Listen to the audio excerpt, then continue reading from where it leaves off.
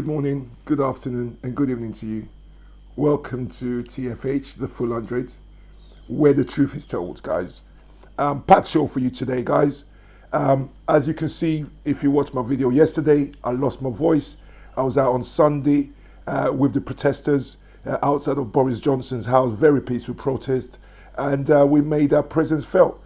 And so I've got a few updates for you guys today. A few things have happened today and over the last 48 hours as well that I'm going to bring to you right now. So guys, without further ado, let's get down to it. Now, let me start by reminding you what today's title is. Today is the last of my series of new laws that I'm proposing that I think can make a difference to how things are at the moment. So I've brought you 4 immediate laws. Now today is one law. However, there are 2 parts to it. So today's law is changing the judicial. 3, 2, 1. Right. So today's law is about changing the judicial system so that minorities at this time can only be tried by minority juries. Why are we talking about that? We'll get to that in a minute. In the meantime, if you saw my show yesterday, I also told you that I put up a reply to Boris's complaints about people that took down statues of racist slave traders in the past.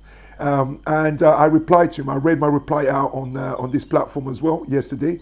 And surprise, surprise. Now, I'm not saying he listened to me and came out. He's come out, he's made a statement. Of course, he's been hearing from everybody else. Of course, people have been telling him in his cabinet. However, the way I broke it down to him, if he read that and he's a true human being, he will have conscience. So here is his speech that he came out yesterday to make to placate the people. So take a look. Dying words, I can't breathe, have awakened an anger and a widespread and incontrovertible, undeniable feeling of injustice. A feeling that people from black and minority ethnic groups do face discrimination in education, in employment, in the application of the criminal law.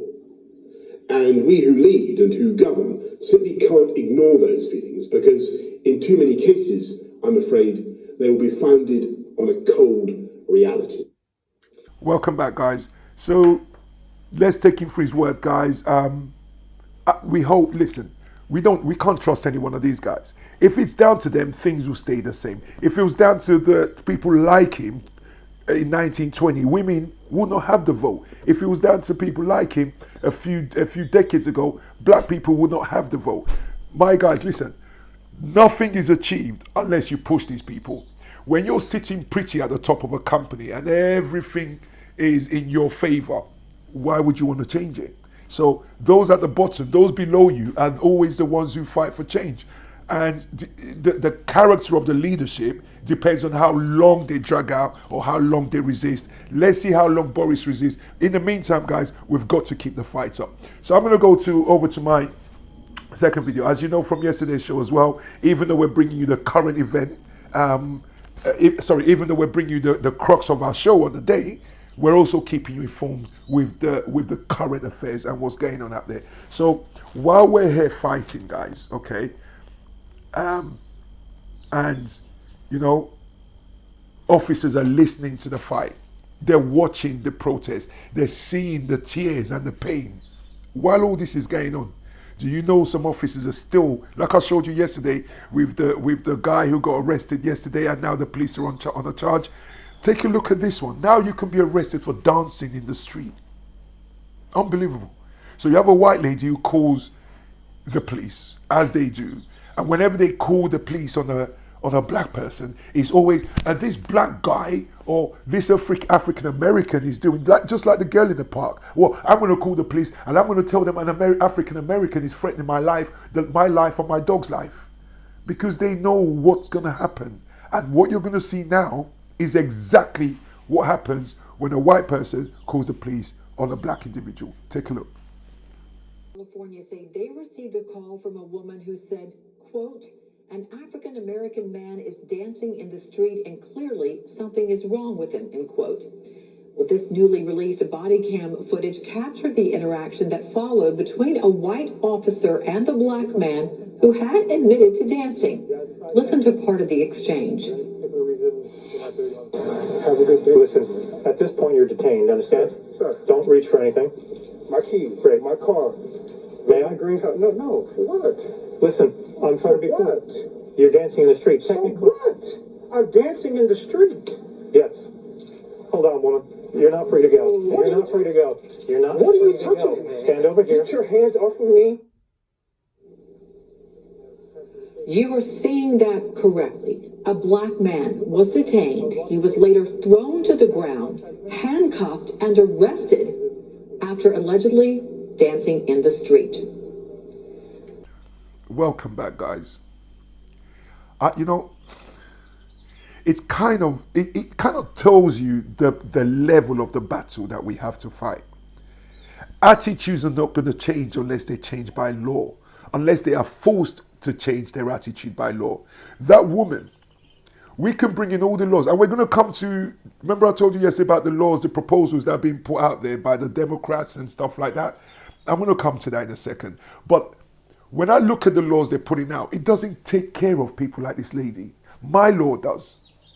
My race offenders register takes care of people like that. Because when you see that video, in this case that you've just seen, when you see that video and you see the guy say to you, what are you doing? My car's over there. Well, you're dancing in the street. You're detained at the moment. Why am I detained? Well, you're dancing in the street. Since when is that an offense? You see situations like that, when the body cam comes out, the officer who actually ran with that report, getting to the scene, analyzing, seeing this guy is a harmless guy, seeing this guy is just minding his business, just having a good day. You decide to take that up and detain the guy because some white old lady called you. You are just as culpable as the white lady who it was a racist behavior that made her call you out in the first place. That's what my racist register does and takes care of. It takes care of the members of the public. All I keep seeing from our leaders, including Democrats in America, all I keep seeing is stuff that stopped the police. What about the stuff that stops the ordinary member of public? That's why people need to spread my word out there. Yeah, we're going to get to their proposals. There is a register in there. It's funny enough, right? But we're going to discuss that in a minute. So let me go to the next issue. Let me bring you guys up to date with where things are. Listen, guys, I've got fantastic. When I said to you guys a week ago yesterday,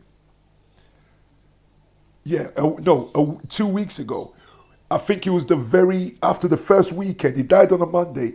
After the very first weekend, the Monday, when I did my show that Monday, I said to you guys, this feels different. This really feels different. And up until now, it feels different. And you can see why I felt that it was different. Take a look at what's been going on in America. Take a look. Are in free fall, down 7 percentage points in the last month, as high-profile Republicans flock to Biden. We have a constitution, and we have to follow that constitution. And the president's drifted away from it. Utah GOP Senator Mitt Romney actually marched with the demonstrators and uttered the words "Black Lives Matter." And to make sure that people understand that Black Lives Matter. Lawmakers took a knee as they discussed legislation that would make it easier to prosecute police officers accused of misconduct. A majority of American Race relations, 63% of the people that took the poll said they disapprove, while 31% say they approve. And this is a point lead over Trump. And when asked how Trump is handling his job as president, you can see the numbers there. 88% of blacks disapprove, 60% of Latinos, 52% of whites to 45% disapprove. The poll that's revealing. It was by the Wall Street Journal and NBC News. 51% of registered voters said they would prefer a Congress controlled by Democrats in 2021, while just 40% preferred a Republican-controlled Congress. Is that a wake-up call to numbers? His political rival, Joe Biden, is taking on the role of healer-in-chief, visiting George Floyd's family, promising to push for changes in policing. Welcome back. Wow. I mean, look, the senators, although they were Democrats are good guys. Democrats will show compassion. That's the thing about Republicans, the right wing. These guys have no sympathy. These guys love their dogs more than they love anybody that's not white. These guys love my dog. Even though I'm black, they will love my dog more than they will love me. They will save my, if the police came to kill me, they will move my dog out the way and carry my dog away from me. They won't try and help me. That's the levels that these guys go. You saw the Democrats kneel. I take my hat off to them all day long. Senators, you saw one of them standing, an old gentleman. Many of them, Chuck Schumer, the head of the Senate. This guy's Nancy Pelosi. These people are in there. She's the head of the Congress. These people are in their 70s, late 60s, 70s, and they knelt down for nearly 9 minutes. Now, also, Mitt Romney. Those of you, I know 90% of the people that watch this don't really follow regular politics. The guy you saw in that clip saying Black Lives Matter, that they said even Mitt Romney joined the march. That guy was who ran against Obama in his second term that Obama beat. So Obama beat John McCain in 2008. John McCain, the late John McCain, is dead now. And then he ran against Mitt Romney in 2012 and beat him. Yeah? Mitt Romney is a Republican. Mitt Romney speaks out sometimes against Trump, but very lightly. Right now, for him to have run for president only, 8 years ago, 2012, 8 years ago, because Obama had 4 years after he beat him, then Trump is at nearly 4 years now. So 8 years ago, he ran for president for the bad party, for the negative party, and this guy took a march with them. Can you see what I mean now about something is different? Listen, anyone who watches politics will tell you this is weird. To see Mitt Romney marching and saying out of his mouth, Black Lives Matter, Black Lives Matter. This is a guy that when Obama was setting it up, he was looking to run those times. So he was the guy, he was like what Joe Biden is now. So he's the guy that his party elected to go against Obama. Everything Obama done is he wants the opposite to that. This guy was fighting against Obama about Black Lives Matter. And yet there he is marching with them, saying Black Lives Matter. Now do you get what I mean about this is so different, the guys, that we need to jump on it. We're never going to get another opportunity like this, guys. Also, Colin Powell. Oh my God, Colin Powell. Then don't let this slip past us. Don't let this slip through our fingers. This is the time we have to grab and run with the momentum. I saw this momentum 2 weeks back. And everything I've called on here, guys, I have been right. So let's keep it moving, right? General Petraeus. I hadn't showed you guys that video. Now here is the video, right, of General Petraeus talking about changing the name of military bases from the names of the old, on the Confederate side, changing the name of the generals from the Confederate side in the Civil War. They're changing the name of the army bases, names that they gave to a lot of the generals. Listen to what Petraeus said. Now, Petraeus is a general. He served under Bush. He served under Obama. He's retired. I think he just recently retired, but I think he retired under Trump. He's only been retired about a year or so. Yeah, a little bit more than a year maybe. But I know he was in active service under Trump because he campaigned for Trump. He was on Trump's side. But at the time, no one knew how mad this monkey was. Yeah. So all these generals and all these top people who campaign for him, this is what they're doing. Take a look at Petraeus, what he says. Said to me earlier this morning has stuck with me, which is that one of the major changes is that the default position in this country now seems to be for reform. You were speaking specifically of policing, but you could extend that. The default position in this country seems to be for change. Which brings me to some major new reporting from Barbara Starr overnight at the Pentagon, reporting that the Secretary of the Army and the Defense Secretary are said to be open to holding bipartisan discussions to change the name of major military bases that are named after Confederate generals and Confederate leaders. I'm talking about Fort Benning. I'm talking about Fort Bragg. I'm talking about major bases. And this morning, we just got hold of an op-ed written by retired General David Petraeus, who says, yeah, that's a good idea. He says, we do not live in a country to which Braxton Bragg, Henry Benning, or Robert E. Lee can serve as an inspiration.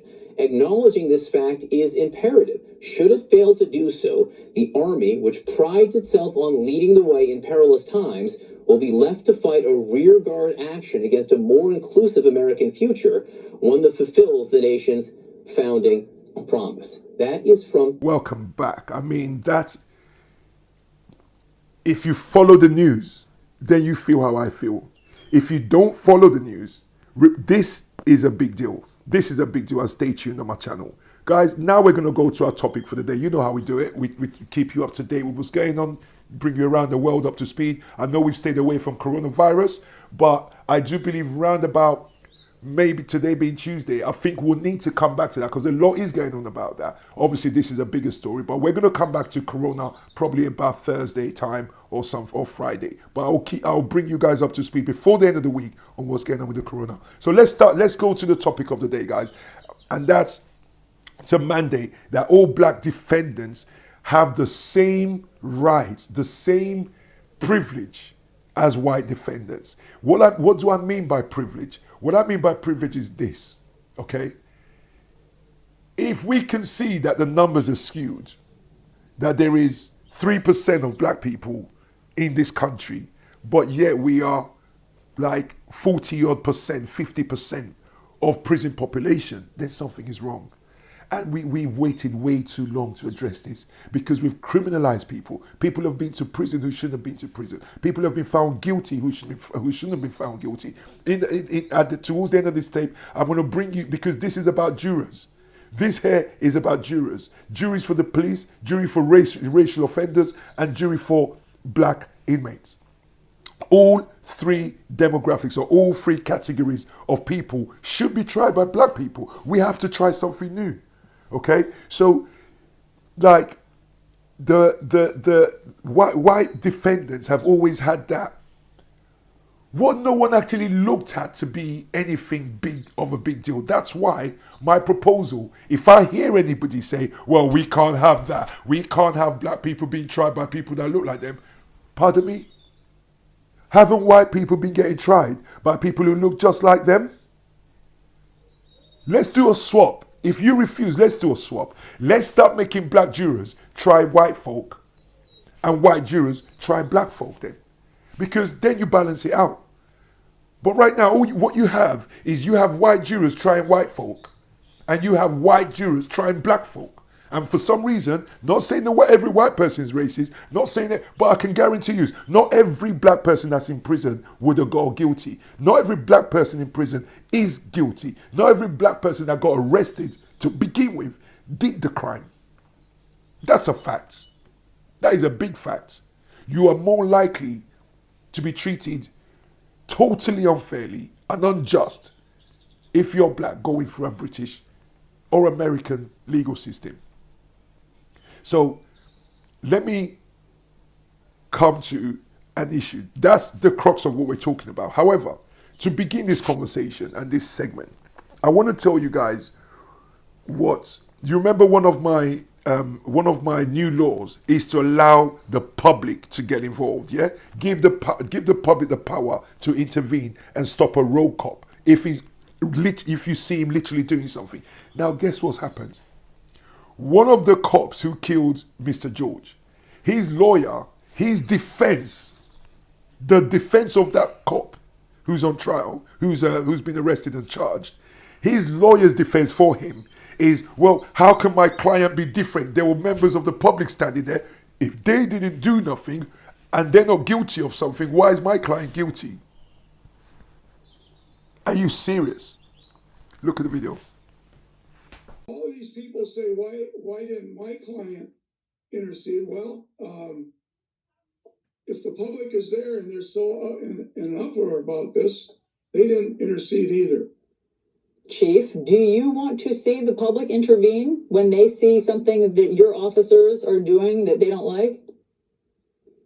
No, I've been asked that question by a lot of young people in Houston during the marches, and what I've told them is the best thing to do is to actually make sure that you record what's going on and very loudly protest and have someone call 911 and say you need a supervisor here now. This is what's happening. We're recording it. We need you here now. And so I think it's a little disingenuous. The public isn't trained to get involved in these type of situations. Those officers were trained. Those officers had to do. Do you see? Do you not want to slap that guy? I mean, I'm not encouraging violence here or anything. I'm just saying metaphorically, right? Do you not want to slap that guy for even thinking he can say that. Where is he's talking about, well, the public and the police chief, I'm going to bring you to in a minute. He's talking, well, the public are not trained to do that. However, the police are trained to do that. The police should have called. Well, I put it to you like this. The public don't need training to recognize when someone's dying. The public do not need training to say, if you don't stop, there is a law that says I can stop you. If you do not stop, there's 7 of us say we're going to stop you. If you do not stop, we can see you're committing an offense. What you're doing is against that new law that was just passed. If you do not stop, we're going to call the police. Because without that new law, what if sheriff, and this is the sheriff that brought to you guys who cried with the crowd and marched with the crowd, the Houston guy. So he's a good guy. To give it to me. You've got to give it to this platform, because I was just talking about that. I'm banging on about that. That is one of my laws. And that's what this Muppet is using as his defense for his police officer who was a part of the killing of this guy. And you're saying, well, he tried to say, let's turn him over, and because that's his senior officer, training officer, and it's his first day on the job, he didn't know what to do. Pardon me? Mate, a mechanic knows what to do. I know what to do. My 9-year-old knows what to do. If he sees you stepping on someone's neck and the person saying, I can't breathe, you're killing me, mama. My 9-year-old knows what to do. Seniority or no seniority. So that defense is a non-starter. However, I'm bringing it to you so you understand, yeah, that if he can use that for his defense, so can we use it to bring on a new law. So I'm saving that clip, and I'm saving what this guy said forever. Because if he said, well, the public didn't get involved. Okay, well, now give us the power to get involved. Give us the power to get involved, and we'll get involved. Make laws that protects us from getting tased, from getting shot if we get involved. Make sure we can give the police officer the warning. Now we are going to stop you under the Race Relations Act 323 that says we're allowed to stop you. Officer, if you do not stop now, we're coming to you now in 3 seconds if you do not get off that person. Under Race Law Act 323. No matter what's going on in his head, no matter how evil his eyes might be bulging as he's excited about killing a black guy, hopefully that law will sink in his head somehow, and he will start letting his grip go. Because you know why? If he doesn't let the grip go, we'll make him let the grip go. So now I'm moving on to some of the proposals, okay? So let me just put up, firstly, I want to discuss what the Democrats in the House and the Senate, what the proposals they've put up, okay? So they've put up, I think it's six bullet points of new policies, laws that they're going to bring in. Take a look at these.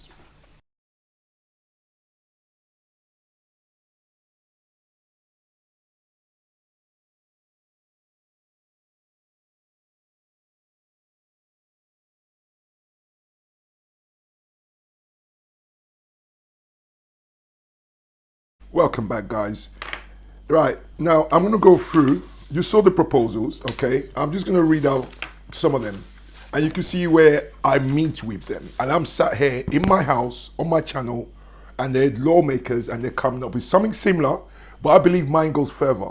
So, ban on chokeholds. Fair enough. Mine covers it anyway. But if you need to specifically ban it, then I'm with that, obviously. But that's a great thing. National Police Misconduct Register. That's great. What mine is? Mine is a National Race Offenders Register. The difference between mine and theirs is only police. So how do you deal with people like in that video, the lady who called up? How do you deal with people you've seen in my videos, the woman in the park yesterday, the man with the bicycle that bullied the little 6-year-old girl? This doesn't deal with them unless they're police officers. So again, this is not far enough. Mine takes care of the police as well as Joe Public. Incentives for states to mandate racial bias training. Racial bias training. Listen, the most hardcore racists will go through that training. Will have black mate next door. But when they're with their other mates, they will kill that same guy. I sit in the car watching him getting killed. Oh, he's my neighbor. I'm not gonna approach him. You guys approach him. What? This is not even necessary. This should be taught to school kids. school kids who are coming up. That's what they're for, not for grown police officers, right? So that, to me, yes, put it in, but to me, is toothless, is useless, is toothless. Restrictions on transfer of military-grade equipment. I support that because America's military, and so is Europe following slowly. America militarizes military in like the 90s. The 90s, they just kept getting more militarized, more militarized. Look at the trucks that are coming out to the streets of flipping Washington, streets of Chicago.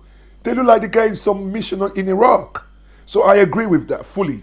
Requirement of federal uniform police to wear body cams. I never knew the federal police didn't wear body cams. So it's just different states have that in place. But body cam must be a must for their law, the National Police Misconduct Registry, and mine, which is the Race Offenders Registry. For those two laws to work, body cam is a must. Provide them with body cam every day before they go out. Their boss or their colleagues check each other. They tick that your body cam's working. And you know what? If you come back to the station after you kill somebody or assaulted somebody and you want to claim your body cam's not working, automatic presumption of guilt. You heard me say that here first. Anti-lynching legislation. Literally no one gets lynched anymore. Why do we need anti-lynching? Are they calling what that guy did a lynching? No one lynches anymore. That's a useless law, okay? Anybody who think they can lynch, as in the true sense of lynching, like we know it, yeah, can do that. I don't know. I haven't seen it happen for years and years and years. Today's lynching is the type of stuff that we're seeing. That's today's lynching. Back in the day, yeah, they hang you up on a tree. But yeah, so these are their proposals, which, let's get these in, that's fine. But as you can see, mine's go further. Mine's are well thought out. I mean, everyone will think these guys thought everything out, right? And Joe Blogs, Anthony, sitting in his conservatory and putting out videos. Oh, he's just ranting.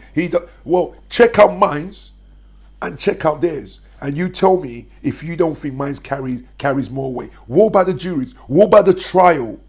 What about when they're convicted, right, of not wearing a body cam, or they're convicted of under the anti-lynching legislation, or they're convicted under the ban on chokeholds, yeah, or they're convicted on those things? What happens when they go to court? Well, that's what this part of it is about. This part is about changing the jury system so that all suspected racists face a black jury. Why do we want it? Take a look at these injustices. Failed to meet its burden on all charges. Therefore, there is a finding of not guilty as to every count in each defendant of conspiracy, official misconduct, and obstruction of justice.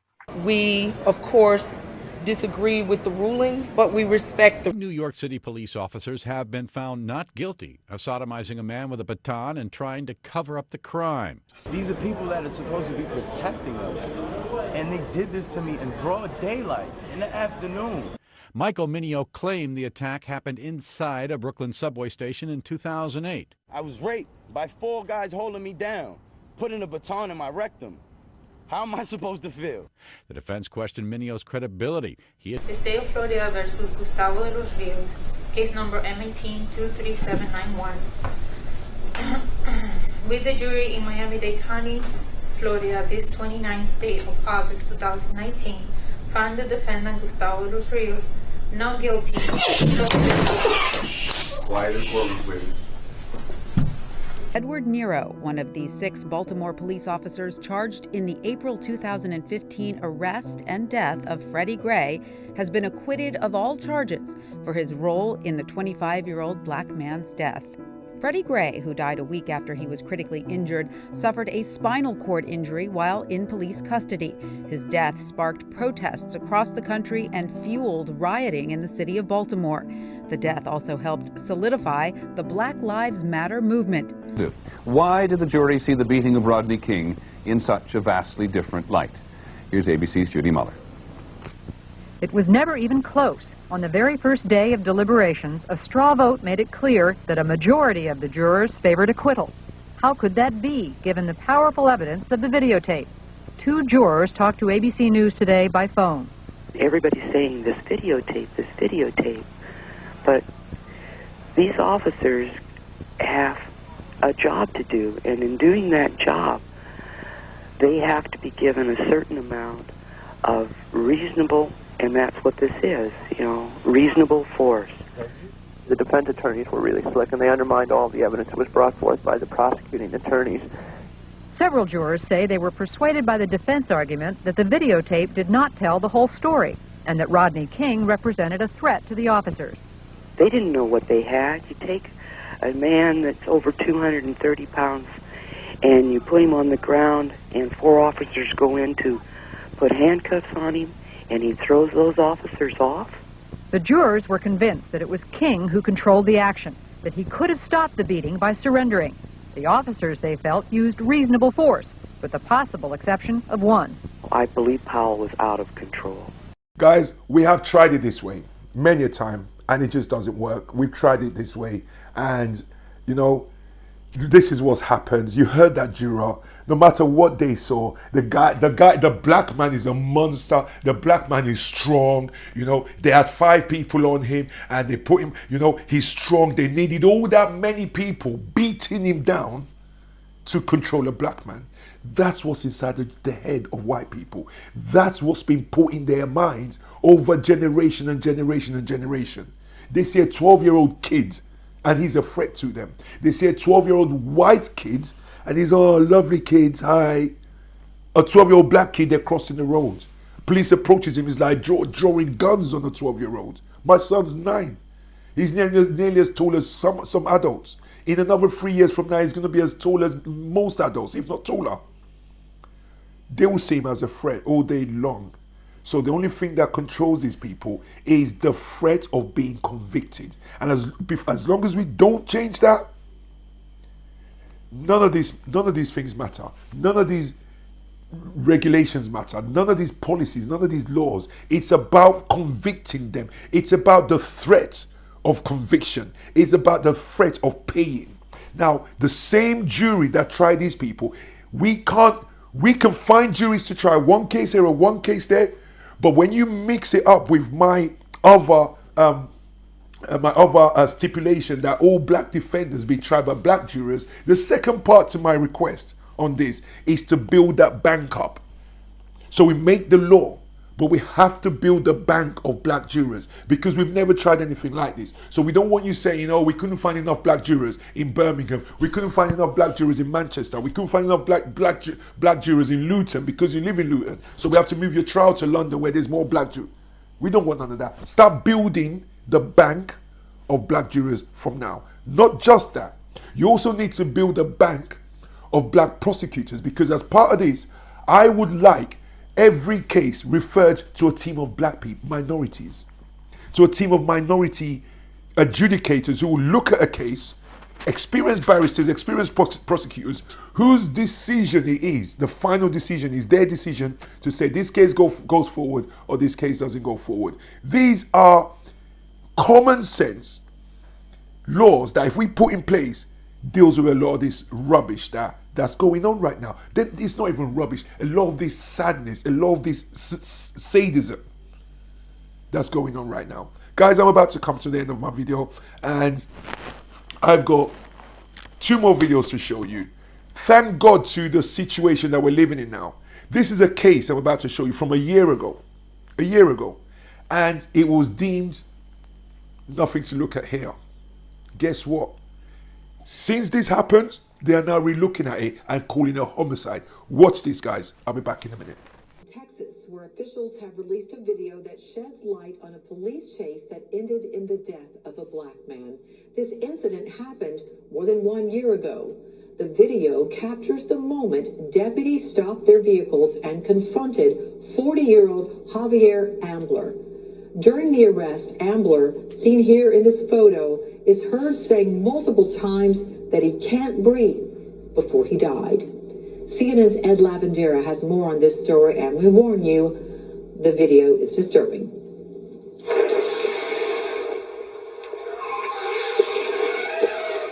On March 28, 2019, Williamson County Sheriff's deputies are pursuing 40-year-old Javier Ambler just after 1 in the morning. According to a Sheriff's Department incident report, Ambler failed to dim his car's headlights as he drove past a deputy. The report says Ambler tried to flee, leading officers on a 22-minute pursuit that ended up in the city of Austin. The incident report says Ambler crashed his car 5 times during the pursuit, and that's where the officer's body camera footage captures how the arrest turned deadly.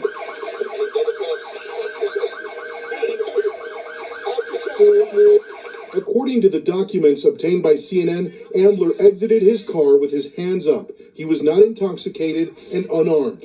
Officers tried to handcuff Ambler, but say he resisted and pushed back on the officers as he refused to follow the verbal commands. But the body camera footage captures Ambler in distress.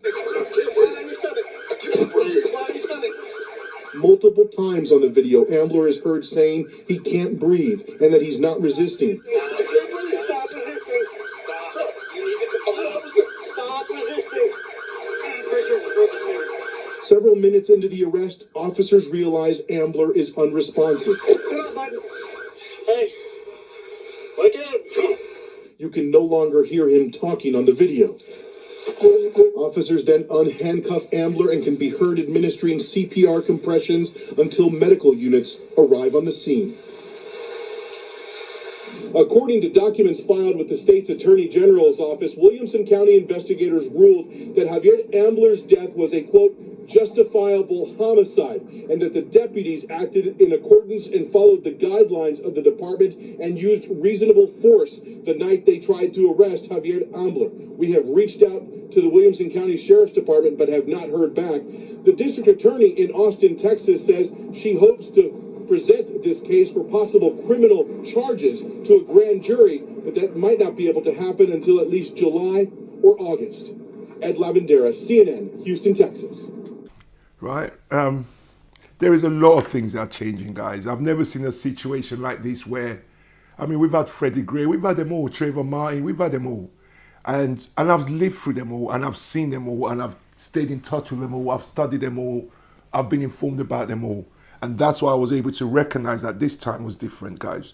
Imagine this case coming back up from a year ago. Something they put away, locked away. The family must have thought, you know what, now the police are getting, so many police officers getting charged left, right, and center. I have never seen a period like this in my life for America. We need to start doing that over it. They need to relook at Mark Duggan's case in these times. Mark Duggan, if Mark Duggan's parents get to see this video, challenge them to bring the case back up, because these are different times. And any prime minister, any minister of justice who disagrees with you, we will march for your family. We will go out there and we will march for your family, okay? So guys, I'm gonna go on to my last video now. And this video sums up how we all should feel. If they broke their promise to us, then they have no right to demand that we stick to the contract. Take a look at Trevor Noah and his take. Very short clip, and his take on what's going on. Take a look. What good does it do to loot Target? How does it help you to loot Target? Yeah, but how does it help you to not loot Target? Answer that question. Because the only reason you didn't loot Target before is because you were upholding society's contract. There is no contract if law and people in power don't uphold their end of it. Rules if the police and the justice system are not. Well, first and foremost, we have to look at the rules, and if the contract is broken, then the rules are null and void. Welcome back, guys. We've come to the end of today's show. I hope you've enjoyed it. I hope you found it informative, and you know, keep doing what we're doing. The older ones, I need you guys to go out there. Do not leave the young ones to go out there fighting all our fights for us. I'll be back out there on Saturday, and we'll be making our presence felt. Right now, we've got the momentum. Let's keep it going, and let's change things forever. Guys, I'll see you guys back here tomorrow. Take care and have a fantastic week. See you soon. Bye-bye.